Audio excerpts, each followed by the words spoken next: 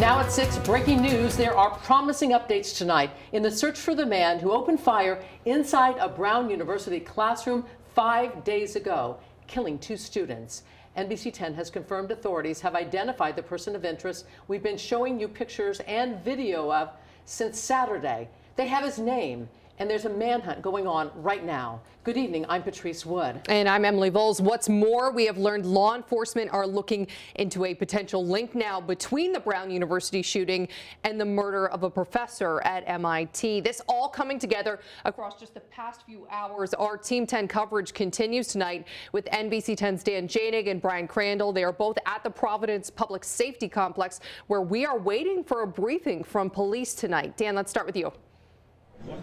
All right, Emily and Patrice alongside Brian Crandall. We're coming on the air with information that we can break via our sources. So we're kind of reporting live here on the air, and we want to do so in a responsible manner. But here's what we know from my sources, that they have zeroed in on this person of interest physically, meaning that they're close, they say, but no one's in custody at this hour.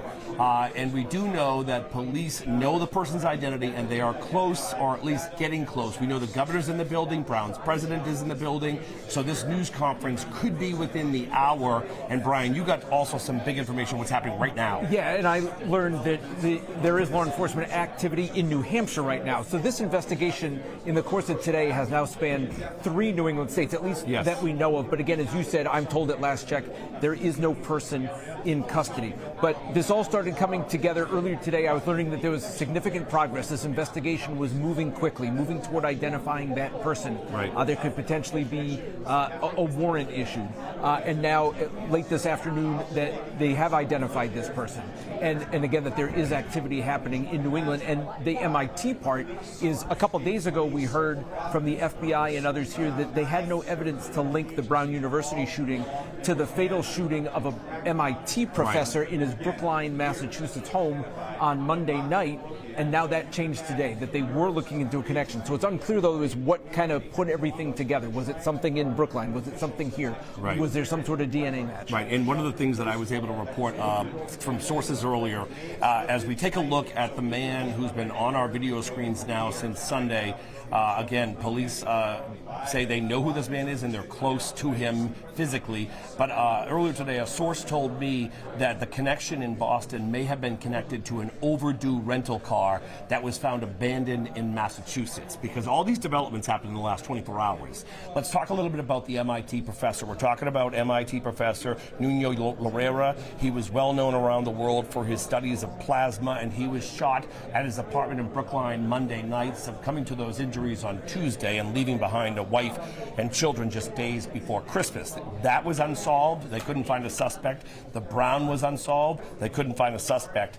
Then we were learned today that there was some activity in and around the Easton area, around Stonehill College. We don't know what that's about. And then, Brian, your sources talked to us a little bit about Salem, New Hampshire. We're at this very hour, as we're talking, there's a lot of action, and we have some news choppers headed that way, and as soon as they get there, we're going to take that feed to see what's going on. Yeah, I'm just hearing New Hampshire, and again, there's been a buzz of activity going on. The sense I got all day was that the person was no longer in Rhode Island. I know it's a big question. Obviously, are people safe in this area?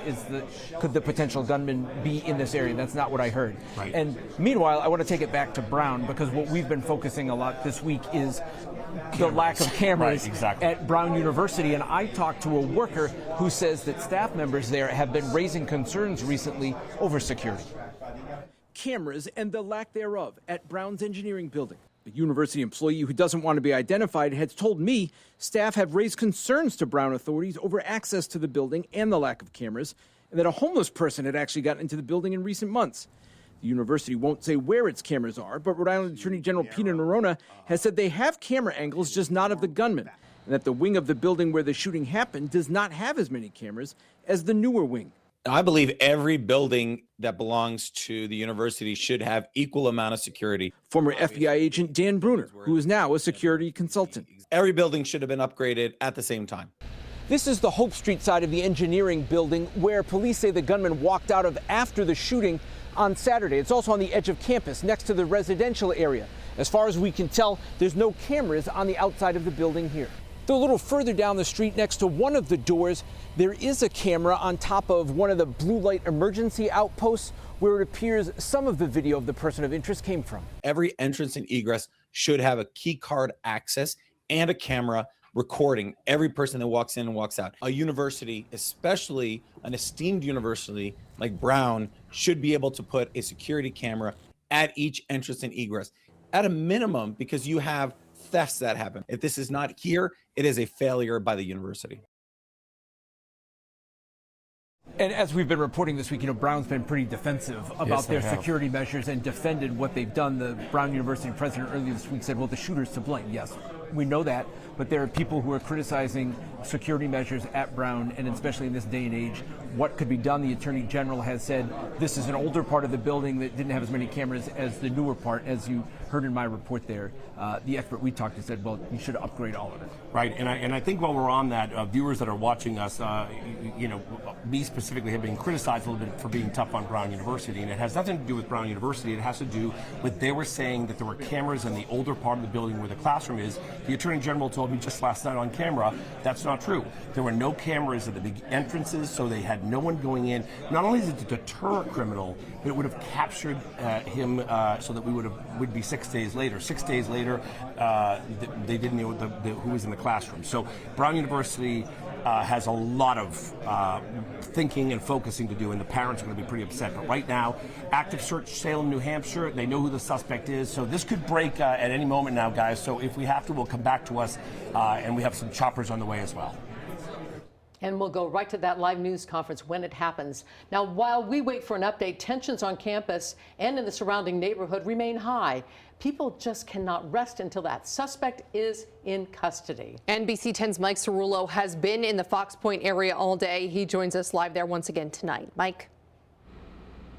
Well, Patrice, Emily, of course, all eyes tonight are on those new developments. Dan and Brian at the presser awaiting for things to get started there and bringing you that new information about where they could be zeroing in potentially on this suspected gunman.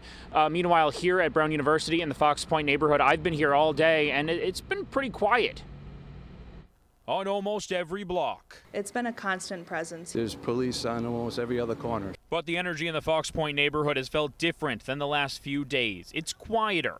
Police and FBI have been spotted in the area, but have not appeared to search as intensely as earlier in the week. Regardless, progress is being made. Sources tell NBC 10 authorities have identified this person of interest, seen in blurry surveillance video in both the hours before the shooting and in the moments after. Sources also tell NBC 10 authorities are looking into a possible link between the Brown University mass shooter and the murder of an MIT professor at his home in Brookline, Massachusetts. I know people are worried. They're concerned even with the police presence, which is really helpful. While each new update brings a renewed sense of hope, the one Fox Point neighbors and business owners are most looking forward to has not yet come. The manhunt is now on day 6, and while investigators may be getting closer, they still have not said the gunman is in cuffs. Hopefully they find this horrible person. Now, the situation is evolving rapidly, as you've heard for the past several hours. We're expecting those major developments in this press conference that should happen, we're hoping soon, and we'll bring that to you live, of course, on NBC 10. But for now, live in Providence, Mike Cerullo, NBC 10 News. Mike, thanks. And remember, if you have any information related to the shooting, you can call the Providence Police tip line. It is 401-272-3121.